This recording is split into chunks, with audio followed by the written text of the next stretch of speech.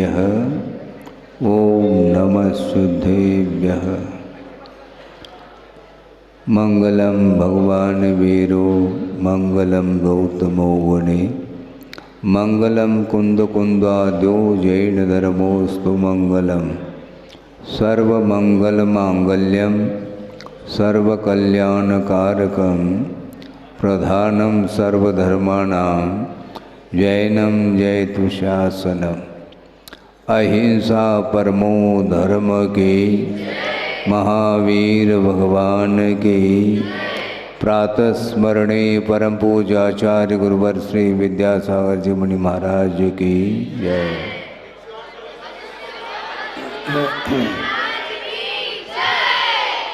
आज का संघ की जय।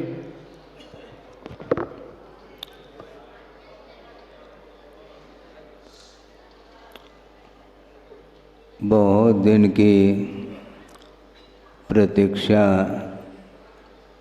आप लोगों की रही और काफ़ी दिनों से सालों से भावनाओं को लेकर के गुरुदेव के चरणों में भी कई बार निवेदन आप लोगों ने किए और उन्होंने आशीर्वाद ही नहीं दिया साधना के लिए, किंतु आशीर्वाद तो वो देते ही रहते हैं। प्रतिपल आप लोगों के लिए आशीर्वाद मिलता है और उन्होंने इस सतना नगर को यहाँ पर जो मंदिर जिनालय था उसको क्षेत्र का रूप देने के लिए पूरे समाज के लिए उन्होंने अपने भावना व्यक्त की और संकेत दे दिया, आशीर्वाद भी दे दिया कि जल्दी से जल्दी एक क्षेत्र का रूप ले लें और यहाँ से शिखर जी की यात्रा करने वाले वो यहाँ पर इस क्षेत्र का भी दर्शन कर लें और साधु इत्यादि भी आएंगे तो एक अपने आप में एक क्षेत्र का रूप लेगा तो एक बहुत ही अच्छा अनूठा कार्य होगा। क्योंकि वर्तमान में देव दर्शन करने के माध्यम से अथवा देव गुरु शास्त्र की आराधना करने के लिए कोई साधन है तो यही साधन है, अन्य कोई साधन नहीं है। महानगरियों में यह वातावरण देखने को नहीं मिलता और गुरुदेव जब बुंदेलखंड में उन्होंने प्रवेश किए वो सारे प्रतिवर्ष चातुर्मास उनके जो हुए हैं तो अधिकतर चातुर्मास क्षेत्र पर ही हुए हैं। सिद्ध क्षेत्र अथवा अच्छे क्षेत्र में ही उन्होंने वर्षा योग को संपन्न किया, क्योंकि इतना विशाल उनका संघ और संघ की साधना करने के लिए उपयुक्त स्थान उन्होंने चुना है। प्रतिवर्ष बार बार जो महानगरियों में रहने वाली जनता ने भी निवेदन किए कि महाराज आप राजधानी कब पधारेंगे, तो गुरुदेव ने कहा कि राजधानी अपनी जगह है, इसी को हम राजधानी मानते हैं। क्योंकि देहात में जो वातावरण धर्म साधन करने के लिए मिलता है वह अन्यत्र नहीं मिल पाता है। और ख़ास तौर से श्रमण संघ यदि रहेगा महानगरियों में, उस वातावरण में उनकी कोई भी आवश्यक सुचारू रूप से संपन्न नहीं हो पाते। इसलिए देहात ही ठीक है। और उस समय 76 में यहाँ पर उनका आना हुआ और जगह जगह विहार करते हुए उन्होंने निरीक्षण किए हैं और उस समय का जो वातावरण था ये बहुत ही एक पवित्र वातावरण था। इसका अर्थ ये नहीं कहने जा रहा हूँ कि आज वर्तमान में अपवित्र है, किंतु तुलनात्मक दृष्टि से, क्योंकि ये जो योगीन वर्तमान में जो वातावरण है वह उस वातावरण से बहुत ही स्तर उसका गिरा हुआ है, बहुत सात्विक वातावरण था और आसानी से अपना मन लग जाता था। और बार बार प्रयास करने के उपरांत भी मन अपने अंडर में नहीं रह पाता। यह पाश्चात्य संस्कृति है, नए नए संसाधन हैं, भौतिक युग बढ़ चुका है। उस वातावरण में रह करके अपने आप को संभालना, अपने उपयोग को केंद्रित करने के लिए उपयुक्त स्थान की बड़ी आवश्यकता होती है। आपने ये अनुभव किया हुआ, करते ही रहते हैं कि जिस समय आप टेलीविज़न के सामने बैठ जाते हैं उस समय आपके परिणाम कैसे होते होंगे, और प्रभु के चरणों में जब पूजन अर्चन करने के लिए आप बैठ जाते हैं उस समय परिणाम किस रूप में होते हैं, इनकी तुलना करेंगे तो आपको ज्ञात हो जाएगा कि वस्तुतः भिन्न भिन्न वस्तुओं का किस प्रकार मन के ऊपर, उपयोग के ऊपर प्रभाव पड़ता है। दुकान में रहते हैं तो दुकान, वहाँ का परिसर अलग है, वहाँ का वातावरण अलग है, अपने आप ही आपका मन उसमें लग जाता है, लगता नहीं रंग जाता है यूँ कहना चाहिए। और यहाँ पर आने के उपरांत यहाँ के इस प्रकार परिणाम हमेशा भिन्न भिन्न द्रव्य क्षेत्र आदि के निमित्त को लेकर के होते हैं। इसलिए अपने परिणामों को पवित्रतम बनाने के लिए और धार्मिक वातावरण को निर्मित करने की अपेक्षा से क्षेत्रों का निर्माण करना भी आवश्यक सिद्ध हो जाता है। इसलिए हम संक्षेप से यही कहना चाहते हैं, बहुत ही अल्प समय में आप लोगों ने 2 दिन के अंदर ही ये सारा का सारा वातावरण को निर्मित किया है। एक दिन में सारे के सारे श्री जी यहाँ पर आपने वेदी पर विराजमान किए और कल शांतिनाथ भगवान को गगन विहार जिसको बोलते हैं, कितना समय लगा वहाँ से उनको हिलाने में, नहीं ऐसा नहीं, वो बहुत मजबूत थे, ये ध्यान रखो। उनको हिलाना आसान नहीं है, हम बहुत जल्दी हिल जाते हैं, हम हिलते ही रहते हैं। हमारा मन स्थिर नहीं रहता। बच्चे भी कहते हैं कि महाराज मन को कैसा दृढ़ बनाया जाए, कैसा स्थिर करेंगे। मन हमारा स्थिर रहता ही नहीं है। आपने देखा होगा पीपल का पेड़ देखा आपने, बिना हवा के भी उसके पत्ते हिलते रहते हैं। उसी प्रकार जब तक उपदेश मान लो देंगे तब तक आपका मन स्थिर रहता, उसके बाद बस जिनवानी बोली पुनः वापस उपयोग में वही वाइब्रेशन देखने में आता है। इसलिए बहुत अत्यावश्यक है कि अनादिकालीन जो मोहजन्य संस्कार हैं उन संस्कारों को डिलीट करने के लिए, समाप्त करने के लिए बहुत दीर्घ काल तक साधना करने की आवश्यकता है। बार बार मैं विचार करता रहता हूँ, चिंतन करने में बात आती है कि जिनको उसी भव से मुक्त होना है और वो तीर्थंकर बनेंगे, और उनके लिए भी 1000 साल लग गया है। किसके लिए? केवल ज्ञान को प्राप्त करने के लिए। अर्थ यह है कि उनका उपयोग भी 1000 साल तक अप डाउन होता रहा। ये बिल्कुल इसमें अपवाद नहीं है, निर्वाण को प्राप्त करने के लिए अथवा मोह को समाप्त करने के लिए ये साधना आपने देखी होगी। घड़ी जानते हैं, पुरानी घड़ी तो चली गई सब है। घड़ी में ये पेंडुलम जिसको बोलते हैं, हाँ। और वो पेंडुलम में क्या होता रहता वो है, वो आगे पीछे होता रहता, आगे होता है लेकिन पीछे तत्काल वह पीछे की ओर वह पेंडुलम। इस प्रकार ही मन की स्थिति है।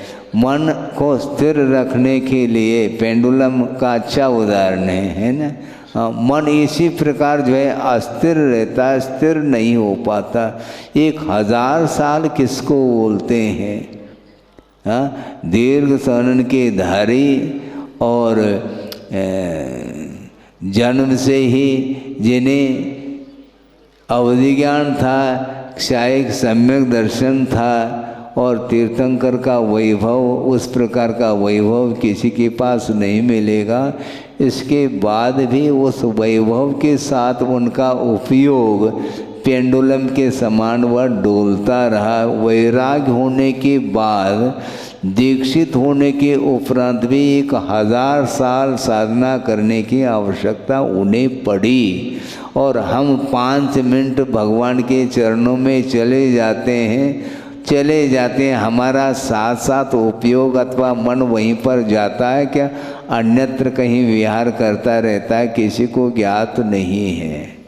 भगवान के चरणों में बैठे हैं, लगता है कि हम भगवान के पूजन अर्चन करने के लिए बैठे हैं। बैठने के उपरांत भी मन अन्यत्र जा सकता है, इसमें कोई भी संदेह नहीं है। इसलिए मन को स्थिर करने के लिए, मन में पवित्रता लाने के लिए अन्य जितने भी मोह को अथवा उपयोग को प्रभावित करने वाले जो वस्तुएं हैं, उनसे अपने आप के मुख को मोड़ना पड़ेगा। मुख को वो मोड़े बिना वो संभव ही नहीं। मुड़ता है, बहुत कठिन होता है महाराज, मुड़ता ही नहीं है। वो है संस्कार है। तदेव ज्ञान संस्कारई, वही मन ज्ञान संस्कार के माध्यम से स्वतः तत्वे अवतिष्ठते, ऐसा कहा। स्वरूप में ठहर जाता है मन। किसके द्वारा? ज्ञान के द्वारा नहीं, ज्ञान के संस्कार के द्वारा है। ज्ञान का प्रयोग अब एक क्षण के लिए कर लो तो वह संस्कार नहीं माने जाते हैं। इसलिए उन्होंने ज्ञान के द्वारा वह मन नहीं ठहरता, ज्ञान के संस्कार के द्वारा। और मोहजन्य जो संस्कार हैं वह सारे सारे अनादिकालीन हैं। अविद्याभ्यास संस्कार है, ऐसा कहा। अविद्या के संस्कार के द्वारा ही शीघ्र मन जो है वह विक्षिप्त हो जाता है। और विक्षिप्त मन वाला कभी भी वह धर्म की आराधना नहीं कर पाता। इसलिए मन जो विक्षिप्त हुआ है मोह के कारण, अज्ञान के कारण, उसको दूर करने के लिए ही देव गुरु शास्त्र का आलम्बन लिया जाता है। ज़्यादातर आपका समय धार्मिक अनुष्ठान में ही गुजरे। हाँ, ज़्यादातर आप देखो दुकान के लिए तो कितना 10 मिनट 15 मिनट एक पूजन हो गई, बस हो गया। बस उसमें भी जितना बन सके फास्ट है।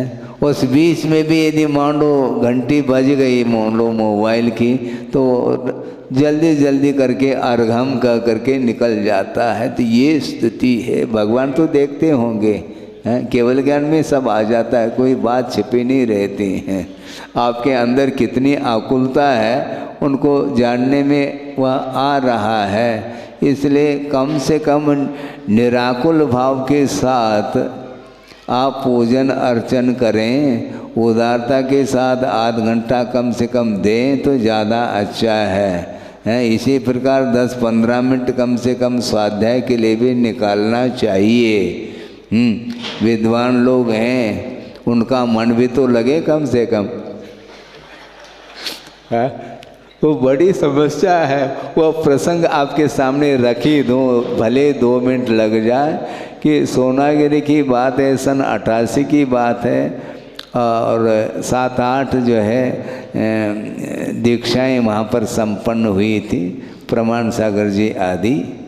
उस समय गुरुदेव ने एक प्रसंग सुनाया था कि एक विद्वान थे, उन्होंने गुरुदेव के चरणों में अपने भाव व्यक्त किए कि महाराज आजकल हमारा मन नहीं लग रहा है। तो गुरुदेव ने सोचा आप तो विद्वान हैं, आपका मन तो हमेशा लगना चाहिए कि महाराज अब क्या करें, इन दिनों कोई भी पढ़ने के लिए, स्वाध्याय करने के लिए कोई आते ही नहीं हैं। तो आते नहीं हैं तो स्वाध्याय करने के लिए कोई श्रोतागण नहीं आते महाराज। तो कोई बात नहीं, आप तो वक्ता हो, अपने आप को सुनाओ। हैं नहीं बनता है। अनुप्रेक्षा जो रूप जो स्वाध्याय है वह अकेले एकांत में बैठ करके, मंदिर आदि में भी बैठ करके मनन चिंतन आदि किया जा सकता है। तत्व चिंतन करने के लिए भीड़ की कोई आवश्यकता नहीं, नीड की आवश्यकता है, ऐसा कहा था उन्होंने। हाँ समझ गए। हाँ पक्षी जो है ना आकाश में उड़ता रहता है, किंतु दिनास्त होते समय अपने अपने नीड में वो चले जाते हैं। इसी प्रकार दुकान मकान को छोड़ो और कुछ समय के लिए अपने नीड में आ जाओ तो मन अपने आप ही लग सकता है। बात उनको समझ में आ गई, क्योंकि स्वाध्याय के 4-5 अंग हैं, वासना, प्रचना, अनुप्रेक्षा, आमनाय और धर्मोपदेश। धर्मोपदेश तो आपने जिंदगी भर देशना दी है, तो कम से कम जो कुछ भी अर्जित ज्ञान है उसका उपयोग अपने लिए भी तो कुछ करो। मनन चिंतन अनुप्रेक्षा करने से मन अपने आप ही स्थिर हो सकता है, बहुत अच्छा साधन है। मान लो किसी को क्षोभशम नहीं है तो उसके लिए तत्व चर्चा आदि के माध्यम से उसको ज्ञान दिया जा सकता है। कि नहीं है तो मनन चिंतन करने के लिए आपके पास मन है, और उस मन को उज्ज्वलतम बनाने के लिए ज्ञान आपके पास पर्याप्त मात्रा में है, तो उसका उपयोग स्वयं के लिए करिएगा। टॉर्च का प्रयोग जो करते हैं, किसके ऊपर टॉर्च छोड़ा जाता है? पर पदार्थ के ऊपर। हाँ भीतर होना चाहिए टॉर्च का मुख है। ज्ञान आपके पास है, उसका प्रकाश स्वयं के लिए होना चाहिए, दूसरे के लिए भी हो तो प्रभावना का एक रूप बनता है। किंतु प्रभावना के लिए ये स्पर सापेक्ष होता है, किंतु ज्ञान को स्वपर प्रकाशी कहा। वह ज्ञान अपने आप को भी प्रकाशित करने की क्षमता रखता है और दूसरे को भी प्रकाशित करने की क्षमता उसी के अंदर है। किंतु समस्या ये खड़ी हो रही है कि दिया तले अंधेरा, समस्या हो गई। दिया तो है आपके पास किंतु उसके तल में अंधेरा है। तो अब क्या करें महाराज, ऐसा कौन सा दीपक अपना ले? रत्न दीपक अपनाओ। तो ज्ञान जो है नहीं रत्न दीपक का काम करता है, अपने आप को भी प्रकाशित करता है और विश्व को भी प्रकाशित करने की क्षमता रखता है। इसलिए इतनी दीर्घ काल तक वृषभनाथ भगवान ने साधना की और बड़े बड़े तप आदि किए, परिचय आदि सहन किए, और 1000 साल के पश्चात उन्हें केवल ज्ञान हुआ। केवल ज्ञान होने के लिए इतनी दीर्घ प्रतीक्षा करनी पड़ी। ऐसा क्यों मत पूछो, तर्क से स्वभाव रहता दूर। ये नेचर बन गया है, संसारी प्राणी का एक स्वभाव जैसा बन गया है कि हमेशा उसका उपयोग, उसका मन बाहर ही रहता, भीतर नहीं आ पाता। भीतर लाने के लिए जो बाहर जो जा रहा है कि अन्य वस्तुओं के माध्यम से ही वह बाहर आकर्षित होकर के जा रहा है। इसलिए एक सज्जन ने कहा था, गुरुदेव ऐसी कौन सी विशेषता होगी भगवान की, सारे स्वर्गीय देवांगनाएं सारे आकर्षित होकर के आ रही हैं 12 सभा और वहाँ पर नृत्य गान आदि कर रहे हैं, किंतु ऐसा कौन सा आकर्षण उनका आकर्षण सुनो, हम बता रहे हैं। पूरा 3 लोक ही उनके चरणों में नतमस्तक हो रहा है, इसके बावजूद भी उनका उपयोग किसी की ओर नहीं जा रहा है। यही आकर्षण का केंद्र बना हुआ है। दिव्य शरीर होकर के भी दृष्टि नासा पे धरे, आप तो इधर उधर देखना जा रहे हैं, किंतु वो अपने आपके शरीर को भी देखना पसंद नहीं करते, क्योंकि शरीर नश्वर है। दिव्य शरीर होने के उपरांत भी उस ओर उनका उपयोग नहीं, और विश्व को देखने के लिए जो केवल ज्ञान उन्हें प्राप्त हुआ है, इसके उपरांत भी विश्व को देखने के लिए उनका उपयोग लालायित नहीं है। किसमें लीन रहते, निजानंद रसलीन कहा है। इसलिए प्रभु के सामने जाते समय कम से कम अपने उपयोग को इतना तो निर्मल बनाओ कि अपने आत्मा का अवलोकन कर सके। प्रभु के सामने वंदना करते समय केवल वीतरागता की ओर ही दृष्टि होनी चाहिए, दृष्टि केंद्रित होनी चाहिए। यहाँ तक कहा था गुरुदेव ने, देखो ये जो वेदी पर जो अष्ट प्रात्यार आदि जो रखे हैं, ये सारे भगवान का वो वैभव है, किंतु वह बाहरी वैभव है। समोचरण की रचना भी वह उनकी जो निधि नहीं, ये बाहरी वैभव है। अंतरंग वैभव तो अनंत चतुष्ट है। इसलिए छत्र चंवर भामंडल इत्यादि भी गौण हो जाएंगे जिस समय आपका उपयोग वंदना करने के लिए उपयोग केंद्रित होता है, क्योंकि भगवान की वंदना की जा रही है, छत्र चंवर आदि की नहीं है। ध्यान रखो, सिंहासन है, भामंडल है, अमुक तमुक, ये सब उनका है,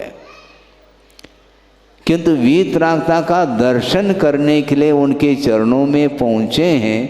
यही एकमात्र भगवान की आराधना करने की सार्थकता इसमें निहित है। इसलिए प्रभु की वंदना करते समय अन्य जितने भी विकल्प हैं उनको शांत करके ही उनका हम दर्शन कर सकते हैं। उसके माध्यम से ही, प्रभु दर्शन करने से ही आत्मा का दर्शन हो सकता है। आत्मा के अवलोकन करने के लिए हमें बार बार वीतरागता की आराधना करने की आवश्यकता है।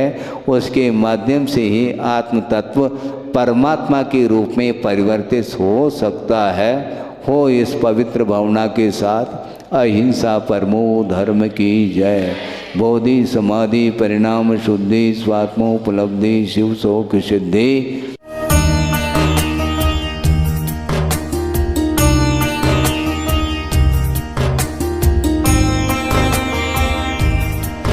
अहिंसा परमो धर्म की, महावीर भगवान की।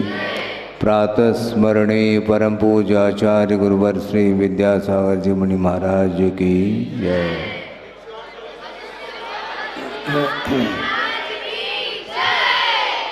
आज का संघ की जय।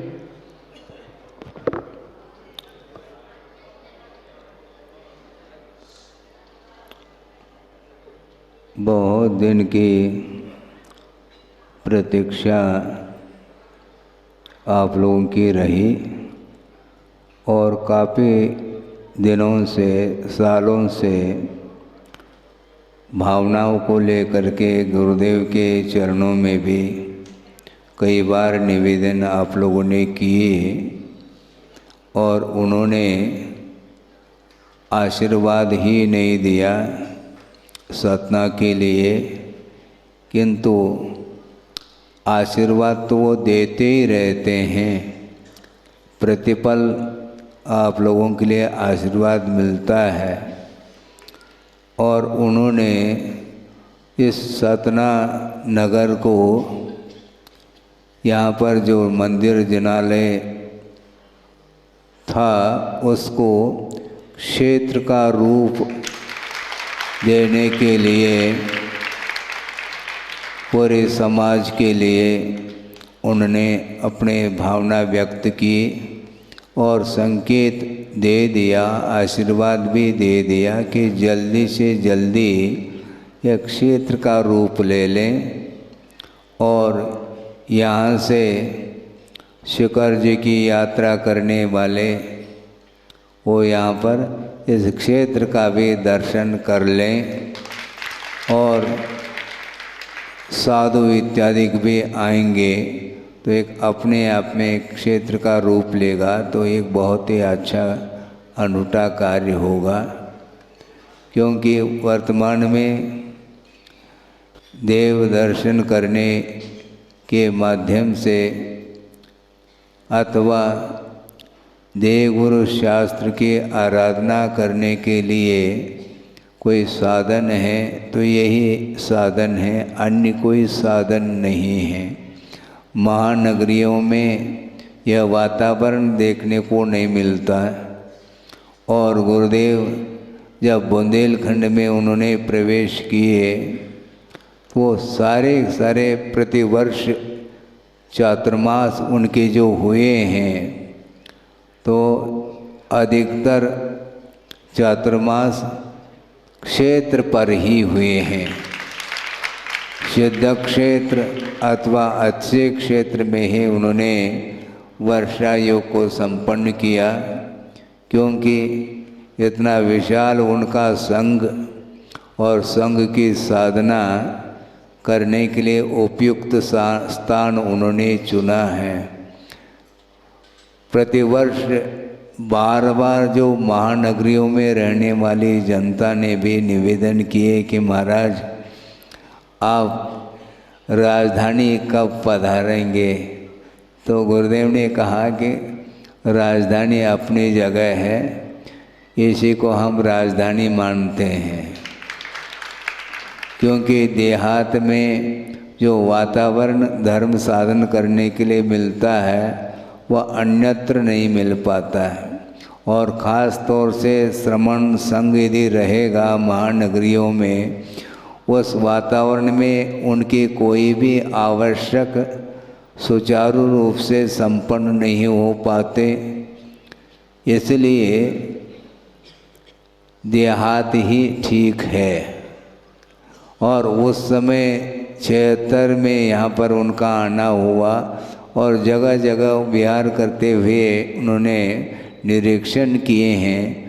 और उस समय का जो वातावरण था ये बहुत ही एक पवित्र वातावरण था। इसका अर्थ ये नहीं कहने जा रहा हूँ कि आज वर्तमान में अपवित्र है, किंतु तुलनात्मक दृष्टि से, क्योंकि जो योगीन वर्तमान में जो वातावरण है वह उस वातावरण से बहुत ही स्तर उसका गिरा हुआ है, बहुत सात्विक वातावरण था और आसानी से अपना मन लग जाता था। और बार बार प्रयास करने के उपरांत भी मन अपने अंडर में नहीं रह पाता। यह पाश्चात्य संस्कृति है, नए नए संसाधन हैं, भौतिक युग बढ़ चुका है। उस वातावरण में रह करके अपने आप को संभालना, अपने उपयोग को केंद्रित करने के लिए उपयुक्त स्थान की बड़ी आवश्यकता होती है। आपने ये अनुभव किया हुआ, करते ही रहते हैं कि जिस समय आप टेलीविज़न के सामने बैठ जाते हैं उस समय आपके परिणाम कैसे होते होंगे।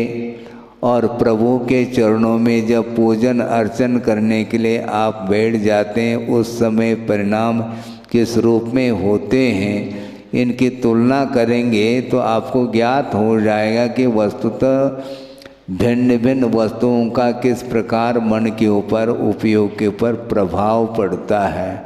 दुकान में रहते हैं तो दुकान, वहाँ का परिसर अलग है, वहाँ का वातावरण अलग है, अपने आप ही आपका मन उसमें लग जाता है, लगता नहीं रंग जाता है, यूँ कहना चाहिए। और यहाँ पर आने के उपरांत यहाँ के इस प्रकार परिणाम हमेशा भिन्न भिन्न द्रव्य क्षेत्र आदि के निमित्त को लेकर के होते हैं। इसलिए अपने परिणामों को पवित्रतम बनाने के लिए और धार्मिक वातावरण को निर्मित करने की अपेक्षा से क्षेत्रों का निर्माण करना भी आवश्यक सिद्ध हो जाता है। इसलिए हम संक्षेप से यही कहना चाहते हैं, बहुत ही अल्प समय में आप लोगों ने 2 दिन के अंदर ही ये सारा का सारा वातावरण को निर्मित किया है। एक दिन में सारे के सारे श्री जी यहाँ पर आपने वेदी पर विराजमान किए और कल शांतिनाथ भगवान को गगन विहार जिसको बोलते हैं, कितना समय लगा वहाँ से उनको हिलाने में, नहीं ऐसा नहीं, वो बहुत मजबूत थे, ये ध्यान रखो। उनको हिलाना आसान नहीं है, हम बहुत जल्दी हिल जाते हैं, हम हिलते ही रहते हैं। हमारा मन स्थिर नहीं रहता। बच्चे भी कहते हैं कि महाराज मन को कैसा दृढ़ बनाया जाए, कैसा स्थिर करेंगे। मन हमारा स्थिर रहता ही नहीं है। आपने देखा होगा पीपल का पेड़ देखा आपने, बिना हवा के भी उसके पत्ते हिलते रहते हैं। उसी प्रकार जब तक उपदेश मान लो देंगे तब तक आपका मन स्थिर रहता, उसके बाद बस जिनवानी बोली पुनः वापस उपयोग में वही वाइब्रेशन देखने में आता है। इसलिए बहुत अत्यावश्यक है कि अनादिकालीन जो मोहजन्य संस्कार हैं, उन संस्कारों को डिलीट करने के लिए, समाप्त करने के लिए बहुत दीर्घ काल तक साधना करने की आवश्यकता है। बार बार मैं विचार करता रहता हूँ, चिंतन करने में बात आती है कि जिनको उसी भव से मुक्त होना है और वो तीर्थंकर बनेंगे, और उनके लिए भी 1000 साल लग गया है। किसके लिए? केवल ज्ञान को प्राप्त करने के लिए।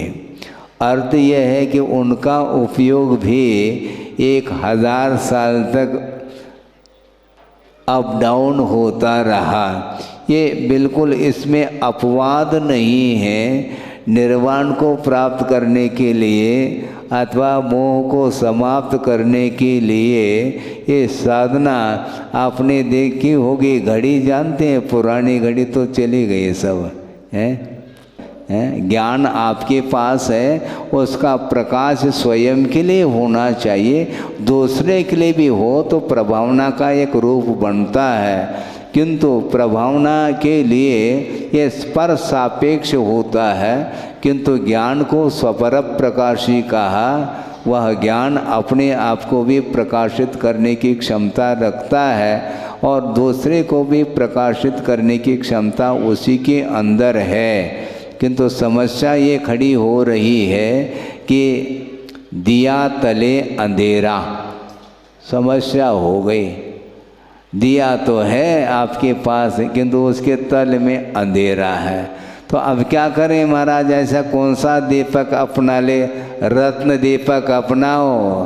तो ज्ञान जो है ना, रत्न दीपक का काम करता है, अपने आप को भी प्रकाशित करता है और विश्व को भी प्रकाशित करने की क्षमता रखता है। इसलिए इतनी दीर्घ काल तक वृषभनाथ भगवान ने साधना की और बड़े बड़े तप आदि किए, परिचय आदि सहन किए और 1000 साल के पश्चात उन्हें केवल ज्ञान हुआ। केवल ज्ञान होने के लिए इतनी दीर्घ प्रतीक्षा करनी पड़ी। ऐसा क्यों मत पूछो। तर्क से स्वभाव रहता दूर। ये नेचर बन गया है, संसारी प्राणी का एक स्वभाव जैसा बन गया है कि हमेशा उसका उपयोग, उसका मन बाहर ही रहता, भीतर नहीं आ पाता। भीतर लाने के लिए जो बाहर जो जा रहा है कि अन्य वस्तुओं के माध्यम से ही वह बाहर आकर्षित होकर के जा रहा है।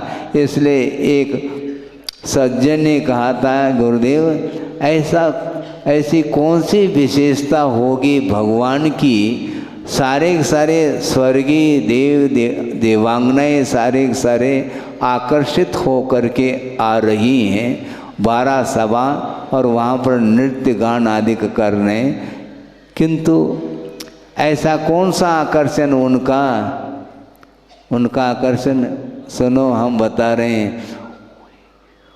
पूरा 3 लोक ही उनके चरणों में नतमस्तक हो रहा है, इसके बावजूद भी उनका उपयोग किसी की ओर नहीं जा रहा है। यही आकर्षण का केंद्र बना हुआ है। दिव्य शरीर होकर के भी दृष्टि नासा पे धरे। आप तो इधर उधर देखना जा रहे हैं, किंतु वो अपने आपके शरीर को भी देखना पसंद नहीं करते, क्योंकि शरीर नश्वर है। दिव्य शरीर होने के उपरांत भी उस ओर उनका उपयोग नहीं, और विश्व को देखने के लिए जो केवल ज्ञान उन्हें प्राप्त हुआ है, इसके उपरांत भी विश्व को देखने के लिए उनका उपयोग लालायित नहीं है। किसमें लीन रहते, निजानंद रसलीन कहा है। इसलिए प्रभु के सामने जाते समय कम से कम अपने उपयोग को इतना तो निर्मल बनाओ कि अपने आत्मा का अवलोकन कर सके। प्रभु के सामने वंदना करते समय केवल वीतरागता की ओर ही दृष्टि होनी चाहिए, दृष्टि केंद्रित होनी चाहिए। यहाँ तक कहा था गुरुदेव ने, देखो ये जो वेदी पर जो अष्ट प्रात्यार आदि जो रखे हैं, ये सारे भगवान का वो वैभव है, किंतु वह बाहरी वैभव है। समोचरण की रचना भी वह उनकी जो निधि नहीं, ये बाहरी वैभव है। अंतरंग वैभव तो अनंत चतुष्ट है। इसलिए छत्र चंवर भामंडल इत्यादि भी गौण हो जाएंगे जिस समय आपका उपयोग वंदना करने के लिए उपयोग केंद्रित होता है, क्योंकि भगवान की वंदना की जा रही है, छत्र चंवर आदि की नहीं है। ध्यान रखो, सिंहासन है, भामंडल है, अमुक तमुक, ये सब उनका है। किंतु वीतरागता का दर्शन करने के लिए उनके चरणों में पहुँचे हैं, यही एकमात्र भगवान की आराधना करने की सार्थकता इसमें निहित है। इसलिए प्रभु की वंदना करते समय अन्य जितने भी विकल्प हैं उनको शांत करके ही उनका हम दर्शन कर सकते हैं। उसके माध्यम से ही, प्रभु दर्शन करने से ही आत्मा का दर्शन हो सकता है। आत्मा के अवलोकन करने के लिए हमें बार बार वीतरागता की आराधना करने की आवश्यकता है। उसके माध्यम से ही आत्म तत्व परमात्मा के रूप में परिवर्तित हो सकता है। हो इस पवित्र भावना के साथ अहिंसा परमो धर्म की जय। बोधि समाधि परिणाम शुद्धि स्वात्मोपलब्धि शिव शोक सिद्धि।